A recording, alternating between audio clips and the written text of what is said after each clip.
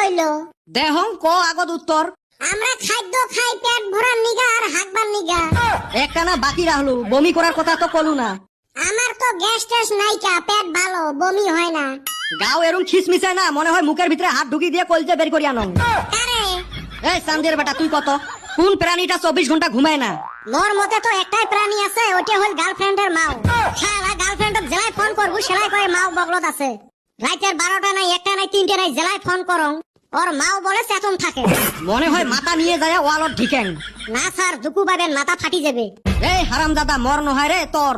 কে sir, ভুল কইছং? না, সেই শুদ্ধ উত্তর দিছিস। হ্যাঁ বেটা সওয়া তুই ক দেহং, হলদি ঘাটের যুদ্ধর বিষয় অল্প ক। এটা তো বহুত লম্বা ঘটনা, শর্টকাটত কং। ঠিকই আছে, শর্টকাটে ক।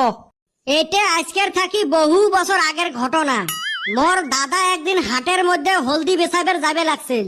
তা গেটে হলদি বাড়ির নাও ঘাট